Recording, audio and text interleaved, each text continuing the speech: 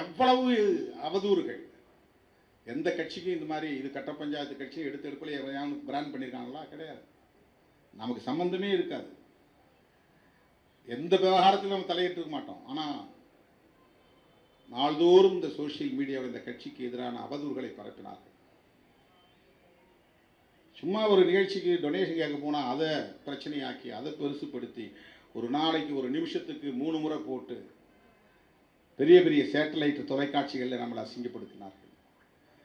நமக்கு பின்னால் கட்சி தொடங்குறோம் பேரெல்லாம் பெருசு பெருசாக போடுவோம் பத்திரிகைகளில். நாம் எவ்வளோ பெரிய பேரணி நடத்தினா கூட எங்கோ ஒரு மூலையில் 8வது பக்கத்தில் 10வது பக்கத்தில் கருப்பு வேலையில் போடுவோம். பேரை கூட எழுத மாட்டார்கள், படம் போட மாட்டார்கள்.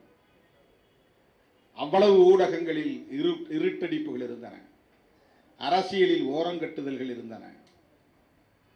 எல்லாவற்றையும் சகித்து கொண்டு பொறுத்து கொண்டு அங்குலம் அங்குலமாக வளர்கிறோம், ஆனால் அழுத்தமாக வளருகிறோம் என்று நான் அடிக்கடி சொல்லுவேன்.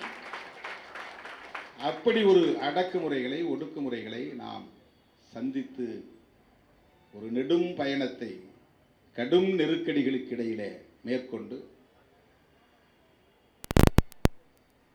கடந்த தேர்தலில் 6 இடங்கள் தான் கிடைத்தது. அது எப்படி 6? அதுக்கு எப்படி திருமாவளவன் ஒத்துக்கிட்டாரு?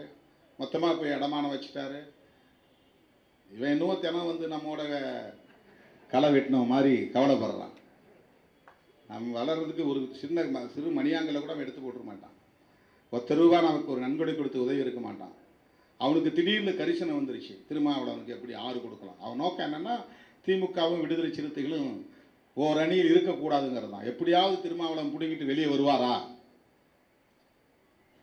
ஏன்னா அவனுக்கு டார்கெட் டிஎம்கே விசிகே இல்லை. அந்த அவதூறுகளை எல்லாம் நான் பொருட்படுத்தவில்லை. அதுக்கு நான் ஒத்துக்கிட்டேன். 12-10 ஆன போதும் ஒத்துக்கொண்டேன். 10 இடங்களில் தொடர்ந்து போட்டியிட்டு வந்த விடுதலை சிறுத்தைகளுக்கு கடந்த தேர்தலில் 6 என்று சுருக்கப்பட்ட போதும் நான் உடன்பட்டேன். 4 இடங்களில் பானை சின்னத்திலே வெற்றி பெற முடிந்தது. இது ஒரு வரலாற்று பதிவு. அது கூட ரொம்ப நெருக்கடியான நேரம் தான். ரொம்ப கடுமையாக இல்லை நீங்கள் உதயசூரியனில் நின்னா தான் 6லையும் ஜெயிக்க முடியும், இல்லைன்னா 6லையும் தோற்றுருவீங்க. தயவுசெய்து நாங்கள் ஒரு கட்சி நடத்துகிறோம், எங்களுக்கும் ஒரு சுதந்திரம் தேவை. வெற்றியை தோல்வி அதை பற்றி இல்லை. நாங்கள் தோற்றா கூட நாங்கள் மக்கள் பணி செஞ்சுட்டு தான் இருப்போம். அது எங்களுக்கு பிரச்சனை இல்லை. நீங்கள் கொஞ்சம் யோசிச்சு பாருங்கள். ரொம்ப கம்ஃபர்டபுளாக ஒரு பாப்புலர் சிம்பலில் நின்று உடனே எம்பி ஆயிடணும் எம்எல்ஏ ஆயிடணும்னு நான் ஆசைப்படலாம் இல்லையா? நான் பதவி விரும்புகிறேன்னா அதுதானே எனக்கு முதல்ல வரணும். ஏங்க எனக்கு ஒரு தொகுதி கொடுங்க போதுங்க, என் கட்சிக்கெல்லாம் அதிகமெல்லாம் வேண்டாம், நான் ஒரு ஆள் நின்னா போதும், நான் 2வது தொகுதி வாங்கினா யாருக்கு கொடுக்குறது, எனக்கு பிரச்சனை வரும். 3 தொகுதி வாங்கினாக்கா ஒரு 300 பேர் போட்டி போடுவாங்க, நான் 2 பேர் தான் தர முடியும், எனக்கு அதெல்லாம் சிக்கல் வரும், வேண்டாம். உங்கள் கட்சிக்கு ஒரு சீட்டு தாங்கிற மாதிரி எனக்கு மட்டும் கொடுங்க, நான் வந்து நின்று நான் ஜெயிச்சுட்டு போயிடுறேன், உங்கள் சிம்பல்லே நின்றுறேன், நான் எம்பி பதவி கிடைச்சா போதும், எம்எல்ஏ பதவி கிடைச்சா போதும் அப்படின்னு நான் முடிவு எடுக்கலாம் இல்லையா? நோ. ஒவ்வொரு தேர்தலிலும் எம்பின்னா 2 தொகுதி எங்களுக்கு கொடுக்கணும். நான் 3 கேட்போம் 5 கேட்போம். அதுக்கு உடன்படாமல் நான் கையெழுத்து போட்டு வந்ததில்லை. எனக்கு சில பேர் அட்வைஸ் பண்ணாங்க, ஏங்க ஒரு ஆளை நீங்கள் எம்எல்ஏக்கு நீங்கள் கூட இருந்தாரா, முதுகை குத்திட்டு ஓடிட்டார்ல, எதுக்கு நீங்கள் தேவையில்லாமல் கண்டவங்கெல்லாம் வந்து ஆளாக்கி விட்றீங்க, எல்லாத்தையும் உங்கள் கண்ட்ரோலில் வச்சுட்டு நீங்கள் மட்டும் நில்லுங்க, எலெக்ஷனில் உங்களுக்கு ஒரு தகுதி தரேன்றாங்க, வாங்கிட்டு எம்பி ஆகிட்டு போயிருங்க, கட்சி உங்களுக்கு தானே, நீங்கள் தானே வந்து நடத்திக்கிட்டு இருக்கிறீங்க, நீங்கள் எம்பியாக இருந்தால் போதும், இப்படி எனக்கு அட்வைஸ் பண்ணாங்க. அடுத்த கட்ட நோக்கி அடுத்த பரிணாமத்தை நோக்கி இந்த இயக்கத்தை எடுத்து செல்ல வேண்டும்.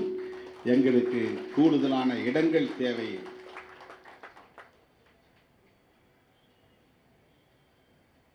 (2006) நான் போட்டியிடணும் அப்படின்னு திட்டக்குடி தொகுதியை நான் ரிசர்வ் பண்ணி வைக்கிறேன். தோழர்களுக்கு இடையில் ரொம்ப கடுமையான போட்டி, அக்காமடேட் பண்ண முடியல. ரொம்ப சிம்பிளாக நான் நிற்கல, நீங்கள் நில்லுங்கன்னு நிற்பாருங்க. நான் நிற்கல, நான் தலைவர், எனக்கு தான் முக்கியம், நான் முதல்ல நான் நின்றுக்கிறேன், எனக்கான தொகுதியை நான் உறுதிப்படுத்திக்கிட்டு தான் மற்றவங்களுக்கு கொடுப்பேன்னு நான் நினைக்கல. அந்த இடத்துல நான் நிற்க வேண்டிய தொகுதியில், ரிசைன் பண்ண தொகுதியில் மறுபடியும் நின்று நான் ஜெயிச்சு அந்த மக்களுக்கு நன்றி சொல்ல வேண்டும். அந்த தொகுதிக்கு நான் ஏதேனும் செய்தாக வேண்டும்.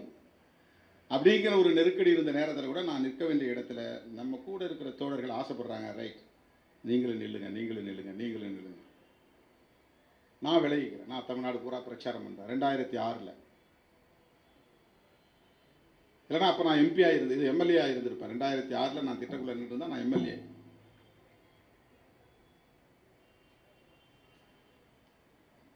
நான் எம்எல்ஏ ஆகியிருந்தா அதிமுகவோட தொடர்ந்து பயணம் தொடர்ந்து 2009 நாடாளுமன்ற தேர்தலையும் அதிமுக கூட்டணியிலே பயணம் தொடர்ந்துருக்கும். அங்கே நடந்த ஒரு சின்ன மிஸ்டேக்கில் அது அதிமுக விட்டு ஷிஃப்ட் ஆக வேண்டிய ஒரு கட்டாயமாக இப்போ உருவாச்சு. அந்த பயணம் தொடரல. இப்படி நிறைய அனுபவங்கள் தோழர்களே. இந்த தேர்தல் களத்தில் நாம் சந்தித்த சவால்கள், எதிர்கொண்ட நெருக்கடிகள், திட்டமிட்டு பரப்பப்பட்ட ஆதாரமில்லாத அவதூறுகள்,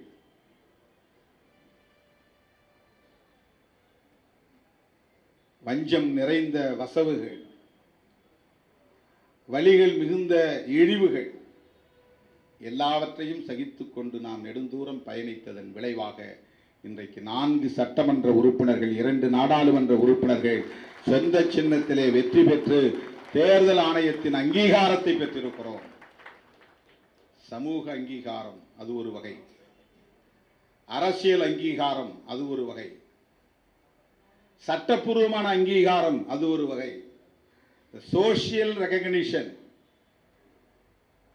சமூகத்தில் மக்கள் இதை ஒரு அரசியல், இதை ஒரு இயக்கமா, ஒரு தலைவரா ஏற்றுக்கொள்வது அது ஒரு கட்டம். அதை தாண்டினாதான் அரசியல் அங்கீகாரம். ஒரு அரசியல் இயக்கமா, ஒரு சாதி சங்கம் அப்படிங்கிறது சமூக அங்கீகாரம், ஒரு அரசியல் கட்சிங்கிறது ஒரு அரசியல் அங்கீகாரம், ஒரு பொலிட்டிக்கல் ரெகக்னிஷன். சட்டப்பூர்வமான அங்கீகாரம், லீகல் ரெகக்னிஷன். எலெக்ஷன் கமிஷன் சில வரையறை வச்சிருக்கிறான். அந்த வரையறைக்கு உட்பட்டு இன்றைக்கு நாம் ஒரு எல்லையை தொட்டிருக்கிறோம், ஒரு வெற்றியை எட்டியிருக்கிறோம். அதுதான் லீகல் ரெகக்னிஷன். இன்றைக்கு விடுதலை சிறுத்தைகள் கட்சி சமூக அங்கீகாரத்தை கடந்து அரசியல் அங்கீகாரத்தை தொட்டு இன்றைக்கு சட்டப்பூர்வமான அங்கீகாரத்தை வென்றெடுத்திருக்கிறது. இனிமேல்தான் 1000 மடங்கு வேகம் தேவைப்படும். இனிமேல்தான் திட்டமிட்ட செயல் நடவடிக்கைகள் தேவைப்படும். இனிமேல்தான் நான் அந்த அறிக்கையில் சொல்லியிருப்பேன், ஒரு கரை காணும் நிலையை எட்டியிருக்கிறோம். கரை சேர்ந்து விட்டோம் நான் எழுதல. இந்த நெருப்பாழியில் நீந்திக் கொண்டே கரை காணும் நிலையை, அப்படி அங்கே இருக்கிற கரை அந்த பக்கம் இருக்கு அப்படின்னு கண்டுபிடிச்சு, அது நீந்தி போனாதான் இன்னும் எவ்வளவு தூரம்னு தெரியும். இங்கேருந்து பார்த்தா வானம் பூமியை தொடர மாதிரி தெரியும். நீ கிட்ட போய் பார்த்தா அது போய்கிட்டே இருக்கும். வானம் பூமியை தொடாது, ஆனால் தொடர மாதிரி தெரியும். அந்த மாதிரி தான் இங்கேருந்து பார்த்தா கரை கண்ணுக்கு தெரிகிற மாதிரி இருக்கும், ஆனால் அது ரொம்ப தூரம் இருக்கும். ஆகவே நாம் போய் சேர வேண்டிய தூரம் ரொம்ப தூரம். இனிமேல் நாம் ஒழுங்கை கடைபிடிக்க வேண்டும், கட்டுப்பாட்டை கடைபிடிக்க வேண்டும், செயல்பாட்டை தீவிரப்படுத்த வேண்டும், ஒருங்கிணைந்து செயல்படக்கூடிய ஒற்றுமையை நிலைநாட்ட வேண்டும், அனைவரும் ஒரே அலைவேகத்தில் இயங்க வேண்டும், எல்லோருக்கும் 1,00,000 பேருக்கு 2 லட்சம் கண்கள், 10 லட்சம் பேருக்கு 20 லட்சம் கண்கள், 25 லட்சம் பேர் 50 லட்சம் கண்கள். இந்த 50 லட்சம் கண்களுக்கும் ஒரே இலக்கை நோக்கி பார்வை இருக்க வேண்டும். திருமாவளவன் கண்களுக்கு மட்டும் ஒரு இலக்கு தெரிந்தால் அந்த இலக்கை அடைய முடியாது. உடன் இருக்கக்கூடிய லட்சக்கணக்கான பேருக்கும் அந்த இலக்கு ஒரே திசையில் இதுதான் இலக்கு என்கிற அந்த பார்வை தேவைப்படுகிறது. ஆகவே அதற்கு நீங்கள் தயாராக வேண்டும் என்று இந்த நேரத்தில் நான் தெரிவித்துக் கொள்கிறேன். இதை ஒட்டித்தான் வேளச்சேரி தீர்மானம் நிறைவேற்றப்பட்டது. வேளச்சேரி தீர்மானத்தின் விளைச்சல் தான் இது. வேளச்சேரி தீர்மானத்தின் விளைச்சல் தான் 2 பொது இடங்களில் 2 சட்டமன்ற உறுப்பினர்கள் வெற்றி. அதுதான் அடுத்த கட்டத்தை நோக்கி நமக்கு இந்த நன்மதிப்பை பெற்று தந்திருக்கிறது. கட்சியின் கட்டமைப்பிலே இன்னும் சில மாற்றங்களை செய்ய போகிறோம். 2 நாட்களில் மாவட்ட செயலாளர்கள் கூட்டம் மற்றும் மாநில பொறுப்பாளர்களின் கூட்டம் தனித்தனியே ஒருங்கிணைக்கப்படும். கட்சியை மறுசீரமைப்பதற்கு நான் புதிய முன்மொழிவை செய்ய இருக்கிறேன். அந்த புதிய முன்மொழிவின் அடிப்படையிலே மீண்டும் மறுசீராய்வுக்கு கட்டமைப்பு உட்படுத்தப்படும் என்பதை இந்த நேரத்தில் நான் பதிவு செய்ய விரும்புகிறேன். 2026 நாம் இதுவரையில் 100 கிலோமீட்டர் வேகத்தில் போனோம், பயணித்தோம் என்றால் 2026 நோக்கி பயணிக்கிற போது அது பல மடங்கு கூடுதலான வேகத்தை கொண்டதாக இருக்கும். அது 300 கிலோமீட்டர் வேகமா, 1000 கிலோமீட்டர் வேகமா என்பது நாம் தீட்டவிருக்கிற செயல் திட்டங்களை பொறுத்து இருக்கிறது. ஆனால் கடந்த காலங்களில் இருந்த வேகம் போதாது, இணைந்து பயணிக்கிற அந்த அலைவேகம் போதாது. அதை நாம் மேலும் கூர்மைப்படுத்த கடமைப்பட்டவர்களாக இருக்கிறோம். இந்த வாய்ப்பை எனக்கு ஏற்படுத்தி தந்த தலைமையக பொறுப்பாளர்களுக்கு நன்றி கூறி ஒரு செய்தியை சொல்ல விரும்புகிறேன். நாம் இந்தியா கூட்டணி உருவாவதற்கு முனைப்பாக செயல்பட்டிருக்கிறோம். அதை கிளைம் செய்ய தயாராக இருக்கிறோம். நாம் பேசிய அரசியல், நாம் எடுத்த முன்முயற்சிகள் அகில இந்திய அளவிலே இந்தியா கூட்டணி உருவாவதற்கு ஒரு காரணமாக இருந்திருக்கிறது என்றால் அதை யாரும் மறுக்க முடியாது. 28 கட்சிகளிலே விடுதலை சிறுத்தைகள் ஒரு கட்சியாக இன்றைக்கு அகில இந்திய அளவில் உயர்ந்து நிற்கிறது. பிஜேபி அரசை வீழ்த்துவோம் என்று நாம் உறுதி எடுத்து பணியாற்றினோம். ஆனால் அதைவிட மிகச் சிறந்த தீர்ப்பை மக்கள் வழங்கி இருக்கிறார்கள். இதை நான் அப்படித்தான் பார்க்கிறேன். இந்தியா கூட்டணி வெற்றி பெறவில்லை, ஆட்சியை கைப்பற்றவில்லை என்று கவலைப்படுவோம். ஆனால் நான் யோசித்து பார்க்கிறேன், இந்தியா கூட்டணி ஒருவேளை வெற்றி பெற்றிருந்தால் அதில் 28 கட்சிகள் ஒன்று சேர்ந்து 28 குதிரைகள் ஒரு ரதத்தை வழிநடத்துவது என்பது அதற்கு மிகப்பெரிய இன்டெகிரிட்டி தேவைப்படும், யூனிட்டி தேவைப்படும், ஒற்றுமையும் ஒருங்கிணைந்த நல்லிணக்கமும் தேவைப்படும். ஆனால் மக்கள் புரிந்து கொண்டார்கள். இன்னும் நீங்க முதிர்ச்சி அடைய வேண்டிய தேவை இருக்கிறது. ஒரே நேரத்தில் பாஜகவுக்கும் பாடம் புகட்டியிருக்கிறார்கள், பல்லை பிடுங்கி இருக்கிறார்கள். அதே நேரத்தில் இந்தியா கூட்டணிக்கும் அறிவுரை தந்திருக்கிறார்கள். நீங்கள் இன்னும் இணைந்து செயல்படக்கூடிய முதிர்ச்சியை பெறவில்லை. மேற்கு வங்கத்திலே காங்கிரசும் திரிணாமுல் காங்கிரசும் தனித்து போட்டியிடும் நிலை, கேரளாவிலே அப்படி தனித்து போட்டியிடும் நிலை, ஆங்காங்கே இப்படிப்பட்ட சில குறைபாடுகளும் இந்த கூட்டணியில் இருக்கிறது. இந்த குறைபாட்டோடு இந்தியா கூட்டணியின் கையில் தேசத்தை ஒப்படைக்க மக்கள் விரும்பவில்லை. ஆகவே இந்தியா கூட்டணி இன்னும் பக்குவம் பெற வேண்டும், அதற்கான கால அவகாசம் தருகிறோம், உங்களை தயார்படுத்திக் கொள்ளுங்கள் என்று மக்கள் தீர்ப்பளித்திருக்கிறார்கள். இப்படித்தான் நான் பார்க்கிறேன். அதே வேளையில் பாஜக ஆட்சி அமைக்கக்கூடிய தனிப்பெரும்பான்மையை தரவில்லை. மற்ற கட்சிகளின் தயவை நாடக்கூடிய அளவுக்கு ஒரு நெருக்கடியில் கொண்டு போய் தள்ளி இருக்கிறது. 273 இடங்களில் வெற்றி பெற்றிருந்தால் அது தனிப்பெரும்பான்மை. போன முறை பாஜக 303 இடங்களில் போட்டியிட்டது, வெற்றி பெற்றது. இந்த முறை 240 இடங்களில் தான் வெற்றி பெற்றிருக்கிறது. 63 இடங்களை பறிகொடுத்திருக்கிறது. தோல்வியில் ஒரு வெற்றி, பாஜகவுக்கு தோல்வியிலே ஒரு வெற்றி, இந்தியா கூட்டணிக்கு வெற்றியிலே ஒரு தோல்வி. உள்ளபடியே இது வெற்றி. 52 இடம் இருந்த காங்கிரஸ் 100 இடத்திற்கு வந்து விட்டது, 99. எல்லா கூட்டணியும் சேர்த்து 243 இடங்கள் வந்திருக்கிறது. அவன் 240 இடம் தனி. ஆனாலும் அவனால் ஆட்சி அமைக்க முடியாது, நம்மாலும் ஆட்சி அமைக்க முடியாது. நமக்கும் பாடம் புகட்டி இருக்கிறார்கள் மக்கள். ஆடுகிற பாஜகவுக்கும் பாடம் புகட்டி இருக்கிறார்கள் மக்கள். தனித்தே 300 இடங்களில் வெற்றி பெறுவோம், கூட்டணி சேர்த்து 400 இடங்களில் வெற்றி பெறுவோம், நாங்கள் கண்ட கனவை நனவாக்கப் போகிறோம், சாவர்கரின் கனவை நனவாக்கப் போகிறோம் என்றெல்லாம் பிதற்றிக் கொண்டு திரிந்த பாஜகவின் நச்சுப்பல்லை புடுங்கி இருக்கிறது இந்த தேர்தல். அவர்களை அடக்கி ஒடுக்கி முடக்கி சந்திரபாபு நாயுடுவையும் நிதிஷ்குமாரையும் கண்காணிகளாக போட்டு நீங்கள் ஆட்சி அமையுங்கள் என்று ஆணையிட்டு இருக்கிறது இந்திய சமூகம். இந்த தீர்ப்பை நான் வரலாற்று சிறப்பு வாய்ந்த தீர்ப்பாக பார்க்கிறேன்.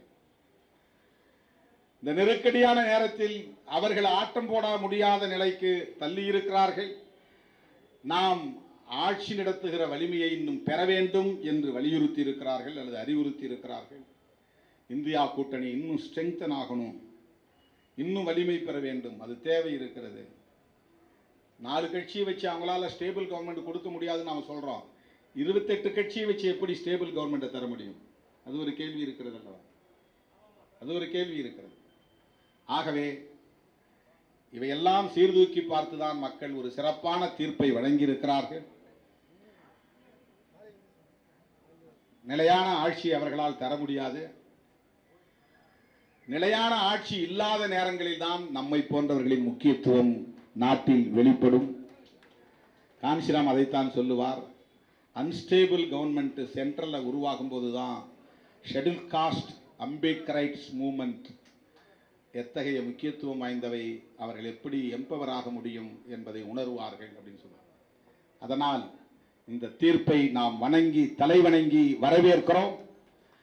விடுதலை சிறுத்தைகளுக்கு ஒரே கல்லில் 2 மாங்காய் என்பதை போல 2 துறைகளிலும் வெற்றி, தேர்தல் ஆணையத்தின் அங்கீகாரம் என்று ஒரு மகத்தான அங்கீகாரத்தை நமக்கு வழங்கிய மக்களுக்கு, திமுக தலைமையிலான கூட்டணிக்கு மாபெரும் வெற்றி, 100 விழுக்காடு வெற்றி, மிக பெரும் மகிழ்ச்சி. மழைக்காலத்து தவளைகளைப் போல கத்திக்கொண்டிருந்தவர்கள் எல்லாம் ஓரம் போய் கிடக்கிறார்கள், ஓரஞ்சாரம் போய் கிடக்கிறார்கள்.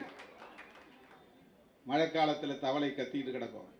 அந்த மாதிரி தேர்தல் காலத்திலே தாமரை மலரும் தாமரை மலரும் என்று கத்திக்கொண்டே இருந்தார்கள். இங்கே தாமரை மலரக்கூடிய தடாகங்கள் இல்லை, தமிழ் மனம் வீசும் தடாகங்கள் தான் உண்டு, சமூக நீதி மனம் வீசும் தடாகங்கள் தான் உண்டு. தாமரைக்கு இங்கு வேலை இல்லை. இவர்கள் வாளை சுருட்டி கொண்டு வடக்கே ஓடுவதை தவிர தீர்வு இல்லை. அப்படி ஒரு மகத்தான தீர்ப்பை தமிழ்நாட்டு மக்களும் நமக்கு வழங்கியிருக்கிறார்கள். கோடானு கோடி மக்களுக்கு விடுதலை சிறுத்தைகளின் சார்பில் எனது நெஞ்சார்ந்த நன்றியை தெரிவித்து, என் உயிரின் உயிரான விடுதலை சிறுத்தைகளுக்கு இந்த அங்கீகார வெற்றியை காணிக்கையாக்கி முடிக்கிறேன். நன்றி, வணக்கம். இடது பக்கமா வாங்க, ஒவ்வொருத்தரா வாங்க. கட்டாயமா நின்று நான் வாங்கிக்குவேன். நீங்க அடிச்சு பிடிச்சு மேலே ஏறினா நான் இறங்கி ஓடி போயிடுவேன். தயவுசெய்து ஒருத்தர வாங்க.